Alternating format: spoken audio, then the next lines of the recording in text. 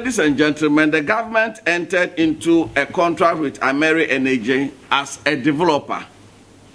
The developer carries all the risk of the project, and whoever the developer brings us an EPC contractor or subcontractor is of no consequence except where the contract states that the client must approve the subcontractor, which is not the case in this build, own, operate, and transfer agreement. The financial arrangement between a developer and or EPC contractor is the private business of the consortium. This principle is well established in energy project management. What is expected of government is to achieve a good tariff for the consumer. In this particular case, the tariff for AMERI, levelized at 11.46 cents per kilowatt hour, is currently the cheapest thermal plant in Ghana in terms of tariff. The committee claimed it had not cited any document replacing APR with AMERI Energy. That is paragraph 7E of the report. There is no such document because AMERI never replaced APR. AMERI initially indicated they were bringing APR when the rental option was under discussion. However, when we moved to the BOT, APR indicated unofficially that they would want to bring some slightly used turbines from Libya. The government team completely rejected any idea of used equipment. The report claimed in page 7E that due diligence was not done. In an emergency situation, the ministry was happy to leave due diligence to JP Morgan, the international financial giant that confirmed the standby letter of credit. JP Morgan only agreed to confirm the standby letter of credit after their own due diligence. Parliament also probed the credentials of AMERI and requested and received the appropriate documentation before approving the power purchase agreement. And it is important to know that the state of Ghana had no exposure to AMERI at this stage, because the risk of procuring the turbines was on AMERI and not Ghana. The committee recommends that the agreement should include penalties for contractor in the event of any deviations in the heat rate relative to guaranteed heat rate. And here I quote what the committee stated. If only the committee had talked to PURC, they would have been educated in understanding that financial penalties based on heat rate are built into the tariff calculation. The committee on page 11 asserts that the plant does not have an operating license. The committee acknowledges that under the BOT agreement, the government of Ghana, acting through VRA, is responsible for obtaining all permits and licenses for the plant. Why then turn around and blame AMERI? Unlike other independent power producers, VRA is to take over this plant on behalf of the state and so has responsibilities. 8. On page 12, the committee states that a gas chromatograph is required to verify the quality of the gas, thereby reducing the risk of rejection of the fuel by AMERI. Facility owner, in terms of the site and the supply of the gas under the BOT agreement, is therefore responsible for providing a gas chromatograph for all the plants in the corridor, including TAPCO, TICO, and AMERI. 9. On page 12 and under site preparation and civil works thematic area, the committee alleges breach of contract on the part of Engineers and Planners Limited. Whereas E&P, engineers and planners, can speak for itself, it is important to put the record straight. The then sector minister had to plead with engineers and planners to execute the civil works, which was an obligation of the state under the agreement. VRA had, through their normal procurement processes, contacted some contracting firms on their list of approved contractors, and none was prepared to execute the works without the payment of mobilization, which the Ministry of Finance was not in a good position to pay. With the turbines coming in, our attention was drawn to this challenge.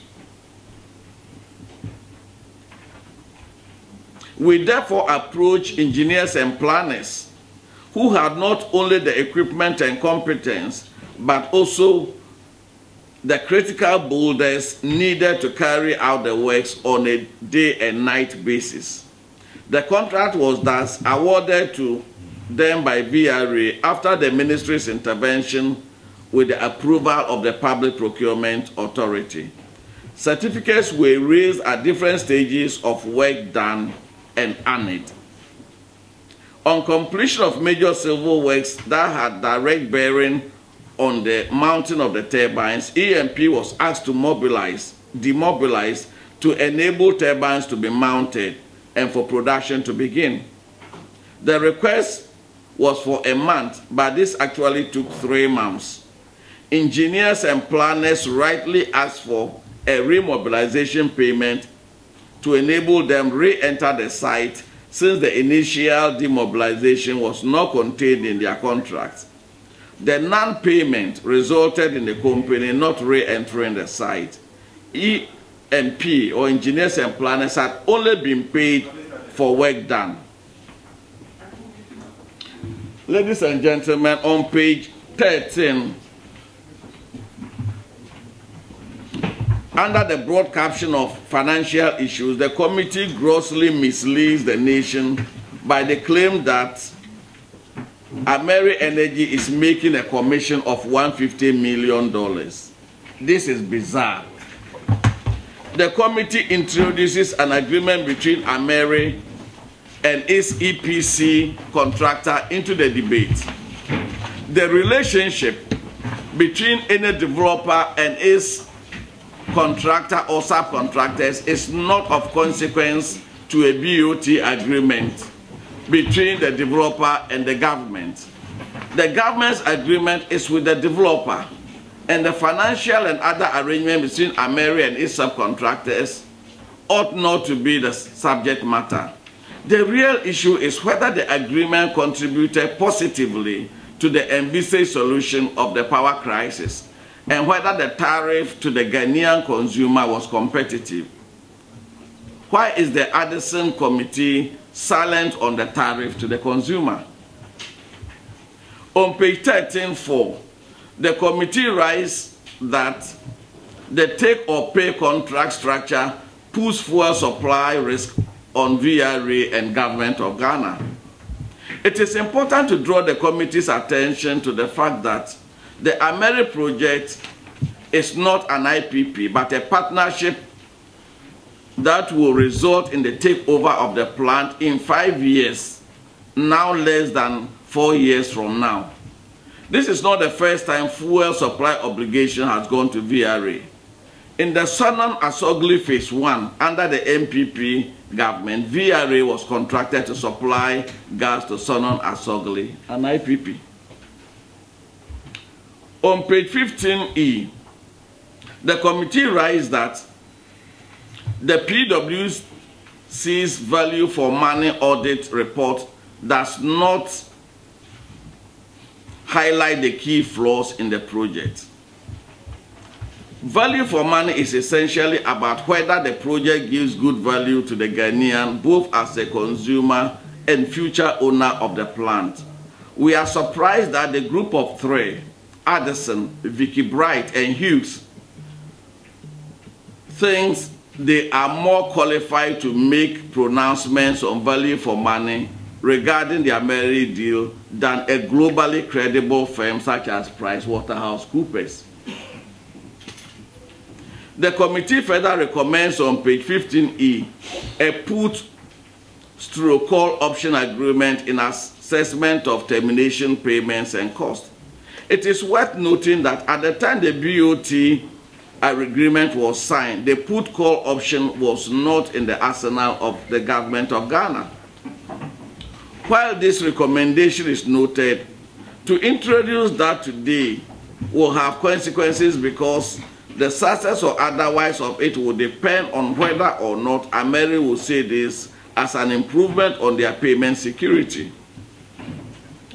As it stands now, the government is more likely to benefit from a put or call option agreement, but this cannot be unilaterally imposed.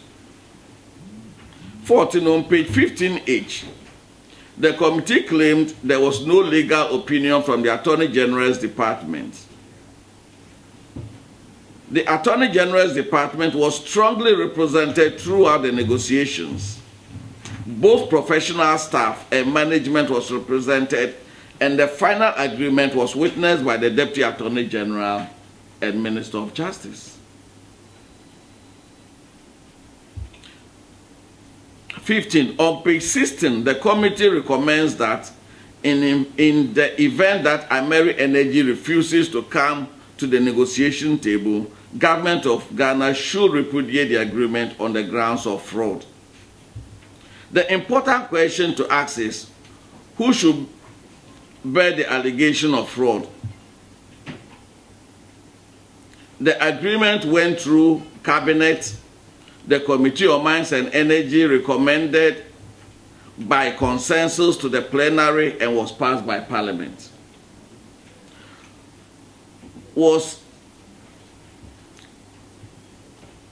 Parliament party to this fraud? Is the plant not running and operational? Does it not have the cheapest tariff of all the thermal plants in the country? First of all, there was no fraud. The committee cannot use relationship between the developer and its contractors and its contractor as the basis of fraud. The subcontractor was not party to the agreement. Fraud. Why wouldn't the committee recommend straight away the termination of the contract and take criminal action? But why recommend that you are inviting them back to the table for negotiations, and only if they don't agree, then you introduce fraud? Ladies and gentlemen, may we kindly remind the Addison Committee that in 2006-2007, under similar emergency, the government of Ghana brought in emergency plans. The agreements on these plans were never brought to Parliament.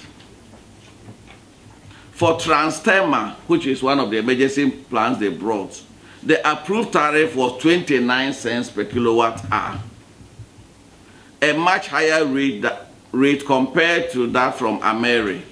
The civil works for T3 in 2008 was around $20 million compared to the $4 million for the AMERI civil works at around the same site. The committee in their conclusion recommends that AMERI should be invited back to negotiation table to address and remedy issues raised by the committee. It is only if AMERI refuses that the contract becomes fraudulent. What logic?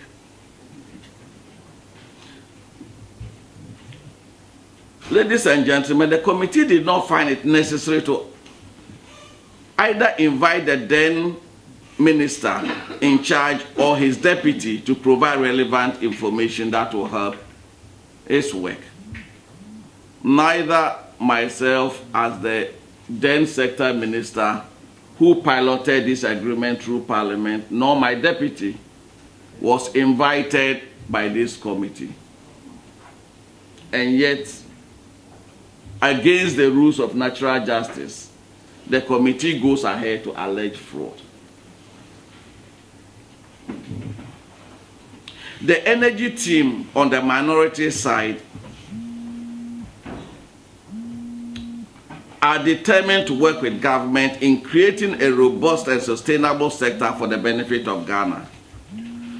We would, as we stated while in government, will not want to see a sector, we want to see a sector devoid of partisanship and pledge our support in this direction.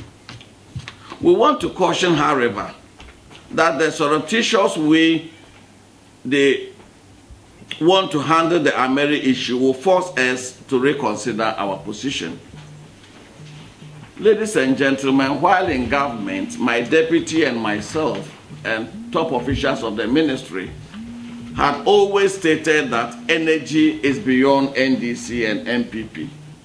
The sector is about Ghana. The security of supply is about the security of our nation. And therefore, we will be the last to want to play partisanship with the sector, even if we are in opposition. We will pledge our support to the government as long as the issues of energy are being resolved in the national interest. But if they introduce partisanship in this way, much against our wishes, we will be forced to respond. Ladies and gentlemen, let me add this final point. Members of the Addison Committee, including Mr. Addison himself, visited Dubai. They had meetings with AMERI, even after this report was written. We want to ask, who paid for their tickets? Who paid for the hotel accommodation that they used? We have the evidence that AMERI Energy paid for their hotel, AMERI Energy paid for their flights, their tickets. If we are going to investigate someone, do they pay for your tickets and pay for your accommodation and host you? Ladies and gentlemen, we are in a country of law. Our side will not want to see an energy sector divided between NDC and MPP. And therefore, they should be candid with us.